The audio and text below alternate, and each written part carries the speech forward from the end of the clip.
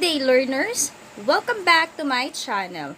For today's lesson, ang i-discuss natin ay tungkol sa electronic configuration or known as electron configuration. So sit back, relax, and take note some of the important details from this topic.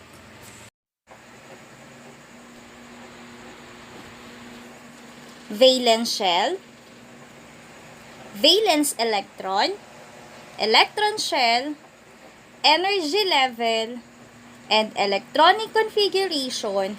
Yan yung mga salita na pwede nating ma-encounter as we go along in our lesson. Pero bago yun, magkaroon muna tayo ng short review sa ating past lesson. So, atom is the smallest particle of matter. Atomic number indicates the number of protons in the nucleus of an atom. Mass number is the sum of the masses of protons and neutrons. Proton is a positively charged particle. Neutron, known as no charge or neutral particle in an atom. Electron means negatively charged particle, and ions are the charge of an atom or molecule. Ang atom or element ay binubuo ng ilan sa mga sumusunod: symbol, atomic number, mass number, and charge. Sa nagdaang lesson, diniscuss na natin ang atom. Ang atom ay binubuo ng dalawang parte. Ang nucleus kung saan makikita ang proton and neutrons, orbital kung saan naman makikita ang mga electrons. Electron shell or energy level is the same. Yes, you read it right. Bakit? It is described as a region around the nucleus o yung tinatawag natin na orbital. Ang bilang ng orbital ay nakabase sa number ng electron. Remember, each energy level holds a certain amount of electrons. Electron configuration of an element describes how electrons are distributed in various electron shells or energy level. It is explained using the Bohr's model of an atom na kung saan makikita na ang isang atom ay binubuo hindi lamang ng nucleus kundi a certain number of orbitals or energy level. The highest the energy level that an electron occupy is referred to as the outermost shell or valence shell. Ito yung nasa dulo, pinakadulong orbital. Ang tawag naman sa mga electrons na makikita sa outermost shell ay valence electron. Valence electron is also responsible for chemical reaction in gaining or losing electrons. Masasabi natin na ito ay dumaan ng chemical reaction kung ang isang element ay nag-react sa isa pang element in combining an atom.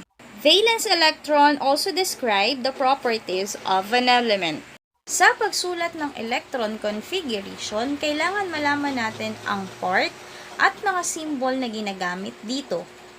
Yung malaking number ay tumutukoy sa kanyang energy level.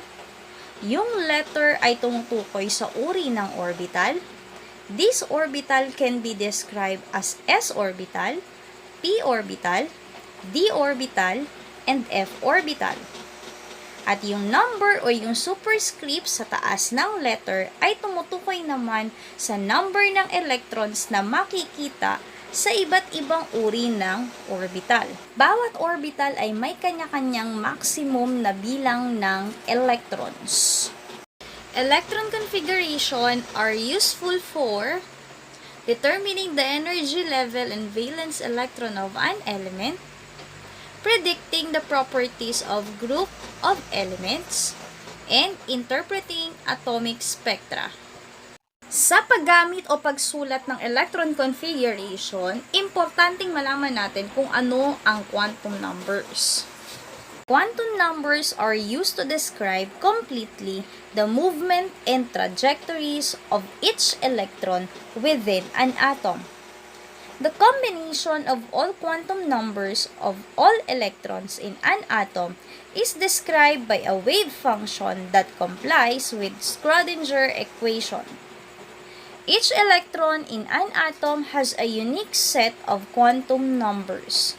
According to Polis exclusion principle, no two electrons can share the same combination of 4 quantum numbers. Quantum numbers are important because they can be used to determine the electron configuration of each atom and the probable location of the atom's electrons. Quantum numbers are also used to understand other characteristics of atoms, such as ionization energy and atomic radius. We have 4 types of quantum numbers. The first one is what we call as principal quantum number. Principal quantum number is denoted by a symbol small letter n. It designates the principal electron shell, or also known as energy level. Sa periodic table, ito yung tinatawag natin na period or series. The second one is what we call as azimuthal quantum number. It is also known as orbital angular momentum. This type is denoted with the symbol of small letter L. Azimuthal quantum number determines the shape of an orbital and angular distribution. The number of angular nodes is equal to the value of angular momentum quantum number. Each value of L indicates an specific S, P, D, and F subshell. The value of L is dependent on the principal quantum number.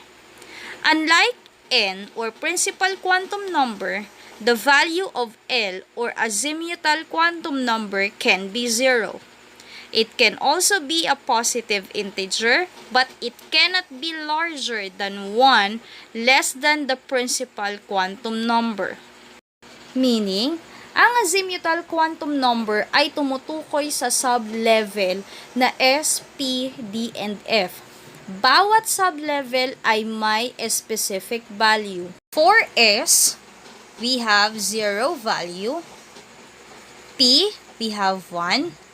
D, 2. And F, 3. The third one is what we call as magnetic quantum number, denoted with the symbol of Ml. Magnetic quantum number determines the number of orbitals and their orientation within a subshell. Consequently, its value depends on the azimuthal quantum number. Kadalasan, parehas lang ang value ng azimuthal at magnetic quantum number. Last type of quantum number is known as electron spin quantum number, denoted with a symbol of Ms. From the word itself, it designates the direction of the electron spin.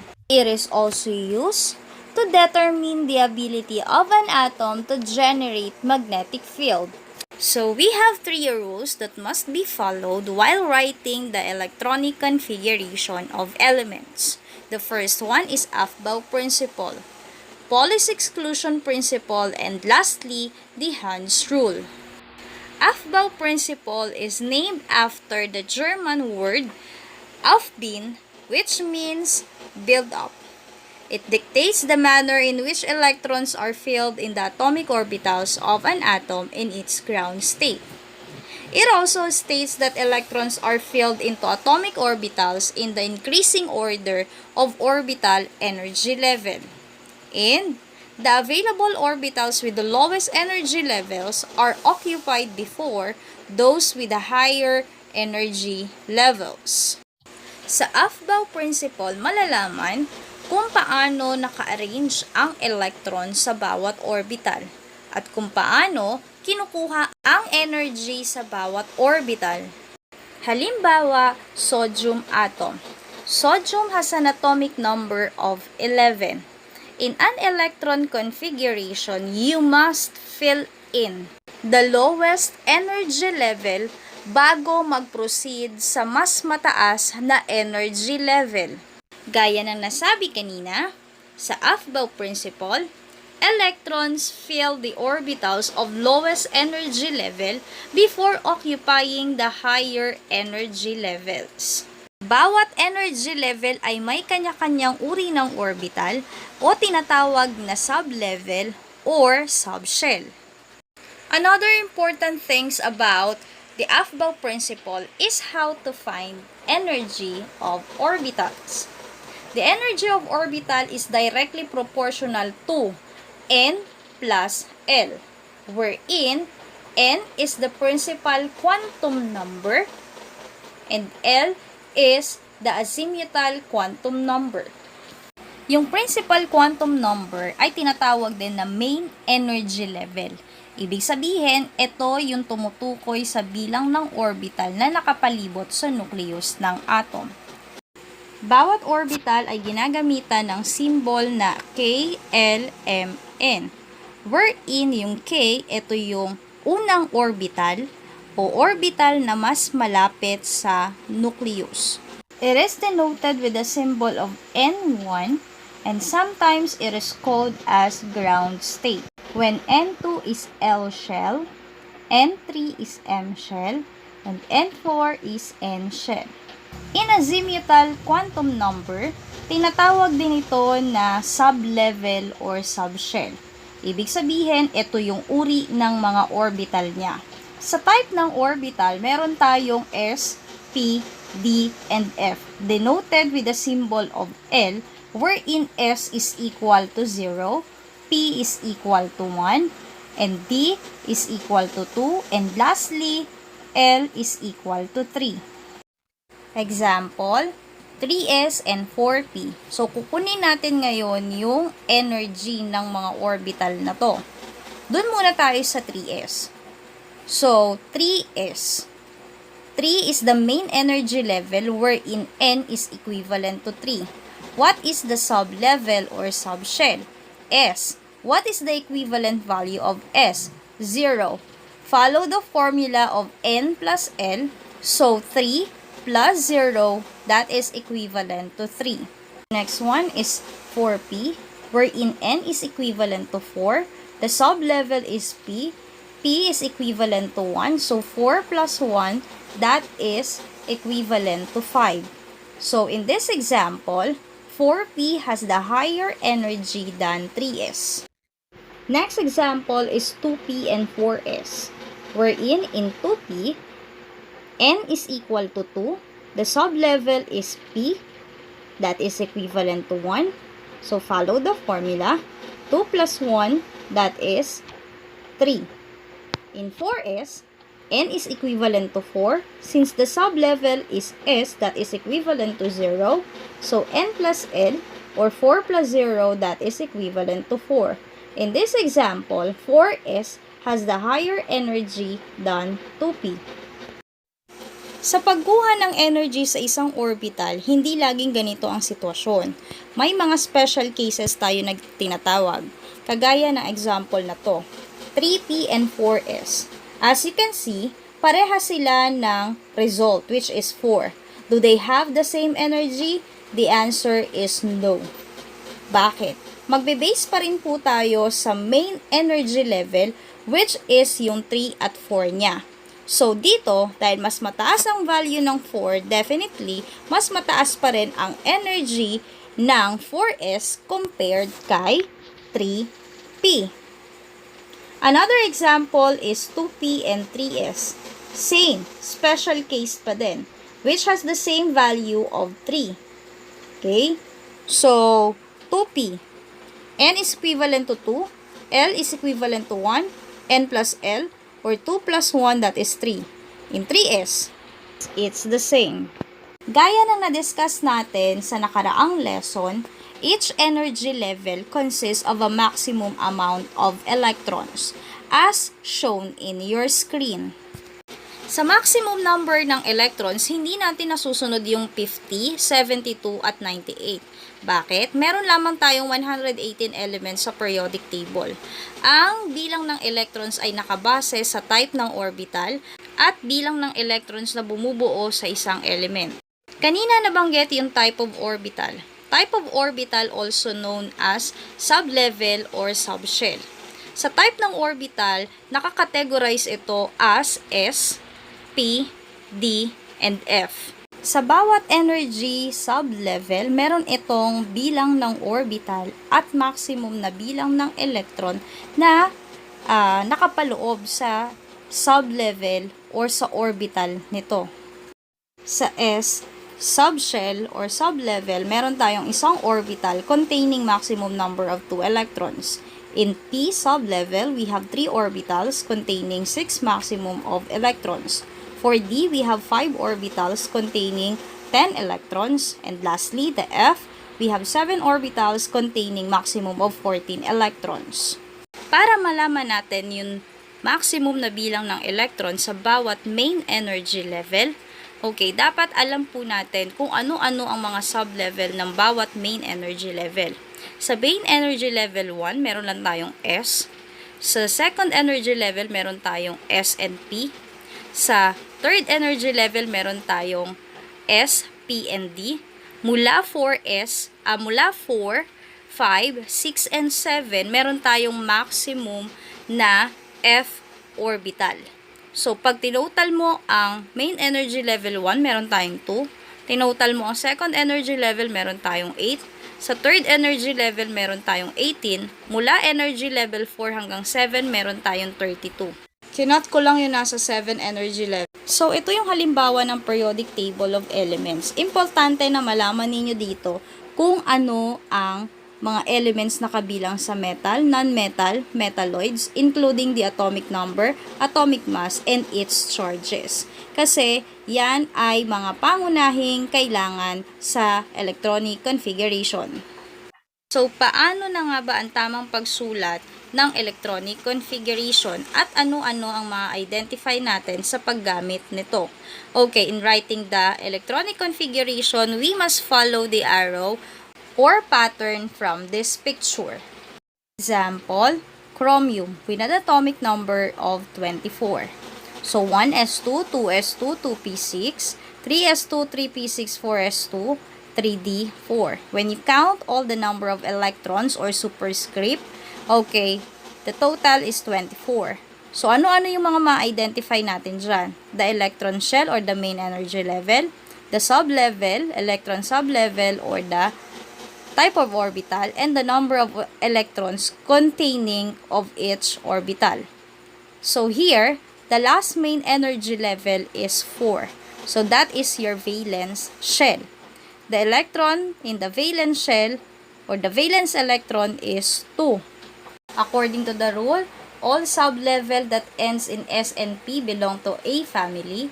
Lahat naman na nagtatapos sa D, pabilang sa B family. And F naman, ito ay nasa 3B family. So, anong oxidation number? The oxidation number is based in valence electron. So, we have 2. Since chromium is metal, the charge is positive. So, positive 2. In terms of period or series, it is based on the valence shell, which is 4. In terms of family, it belongs to family 6B. Another example, magnesium with an atomic number of 12. So, let's proceed on the process. So, 1s2, 2s2, 2p6, 3s2. Okay, the last main energy level is 3. So, the valence shell is 3 with the number of electrons of 2. So, oxidation number is 2, positive, dahil metal element ang magnesium. Period is based on the valence shell, which is 3. Family 2A, dahil ang kanyang valence electron ay 2, at ang kanyang type ng orbital ay S. According to the rule, S and P orbital belong to A family. As example is chlorine with an atomic number of 17. So, 1s2, 2s2, 6, 3s2, 3p5. When you total all the number of electrons, that is 17. So, The last main energy level is 3, containing the s and p orbital. Now, the valence shell is 3. So, meaning, ang period niya ay 3 din. Valence electron 7, Y7, you have to add the number of electrons in the same valence shell kahit magkaiba sila ng orbital. So, from S, we have 2 and 5 naman sa p orbital. Total of 7 valence electron. Oxidation number is -1. Why -1? Para masabi mo na stable ang isang element, kailangan niya makabuo ng 8 electrons. So, dahil ang valence electron niya ay 7, ang kulang na lang niya ay 1. So, isang electron na lang. Why is it negative? Chlorine is a nonmetal and nonmetal has a negative charge. Family 7A. S and p orbital A, 2 plus 5, that is 7. So, 7A. Tingnan yung picture. Ganito ang ayos ng elements sa periodic table containing the different types of orbital. S block in the periodic table are groups 1 and 2. Their electron configuration ends in S1 and S2.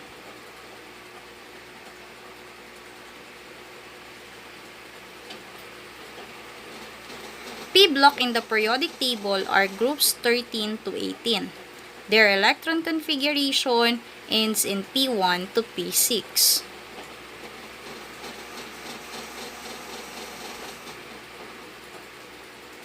The center part of the periodic table, known as D block. The D block in the periodic table are groups 3 to 12. Their electron configuration ends in D. And lastly, the F block in the periodic table are lanthanide and actinide metals. Another arrangement of the elements with their respective energy level. The higher the energy level means the higher the number of electrons and the bigger the size of an atom. Another one is the Polis exclusion principle. According to this principle, each orbital can accommodate 2 electrons with opposite spin. It is also stated as no 2 electrons in the same atom have the same set for all quantum numbers. Example, sodium atom with an atomic number of 11. So 1s2, 2s2, 2p6, and 3s1. The number of orbital that ends in S is 1. The number of orbital that ends in P is equivalent to 3. So, kunin natin yung spin quantum number ng sodium element. So, take a look of 1s. Okay? So, orbital na yan, may makikita kang upward direction at downward direction na arrow. According to spin quantum number, bawat orbital ay binubuo ng 2 electrons. Isa sa kanila ay umiikot in an upward spin which has a value of positive 1/2 and the other one is spinning in a downward direction which has a value of negative 1/2. So these electrons are located in the same orbital but different spin in quantum numbers. Again, according to this principle, no 2 electrons in the same atom have the same set for all quantum numbers. So, bakit nga ba hindi sila magkakaparehas ng set ng quantum numbers? Example, oxygen. Oxygen with an atomic number of 8. So, 1s2, 2s2, 2p4. When you total all the superscript or number of electrons, that is equivalent to 8. So, kanina, tinry natin yung nasa s orbital. So, ngayon, subukan naman nating hanapin ang quantum numbers or set of quantum numbers sa p orbital. Okay, according to the number of orbital that ends in p sublevel or subshell, meron siyang 3 orbital. I-label natin yan as 2px, 2py, and 2pz.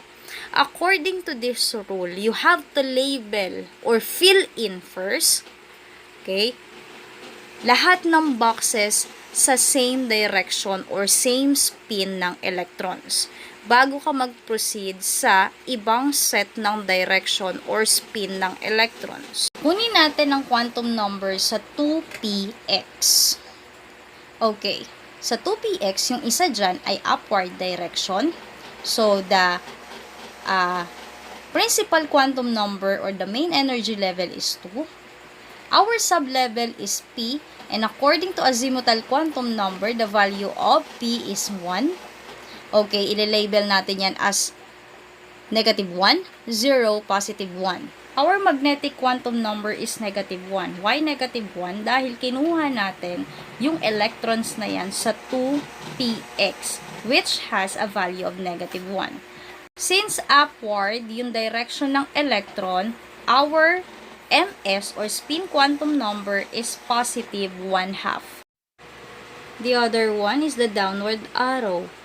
So, n is equal to 2, L is equal to 1, M is equal to negative 1 since nakuha natin yan dun sa x, 2px.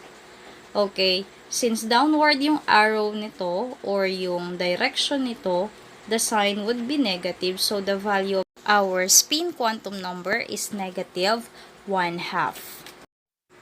This time, same element pa rin, which is oxygen. Pero, ang kukunin natin is makikita sa magkaibang type ng orbital. Yung isa sa s orbital, yung isa sa p orbital. Okay. So, our n for the s orbital, we have 2. Our L is 0. According to azimuthal quantum number, lahat ng s orbital ay may value ng 0. Lahat ng P may value ng 1, D may value ng 2, at F may value ng 3. So, our L is 0. Wala po tayong negative at positive 0 kasi 0 nga yung value. So, our ML or magnetic quantum number is 0 since our azimuthal quantum number is 0. So, our MS is positive 1/2 kasi upward ang direction, lahat ng upward spin direction ay positive 1/2. The other side naman is sa p orbital. Okay? Same direction din, upward ang direction. But this time, kinuha naman natin to sa 2py, sa center part. So, our principal quantum number or n is equal to 2. L is equal to 1, y 1. The sublevel or type of orbital is p, which has the value of 1. So, gawin natin yan ng negative 1, 0, positive 1. Okay? So, our magnetic quantum number is 0, y 0. Kasi kinuha natin yung electrons na yan sa 2py, which has a value of 0. And our magnetic quantum number is 0. So, our spin quantum number is similar with the other side, which is positive 1/2. So, ano po ang magkaparehas dito at magkaiba? Magkaparehas sila in terms of principal quantum number, magnetic quantum number, at spin quantum number. Magkaiba sila in terms of azimuthal quantum number. According to Hans' rule, it states that every orbital in a given subshell are singly occupied by electrons before a second electron is filled in an orbital.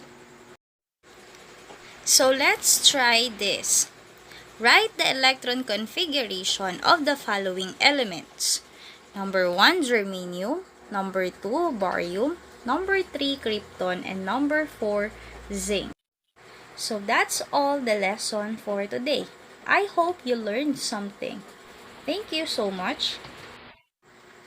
If you want more science vlog class, don't forget to comment down below the topic that you want me to discuss.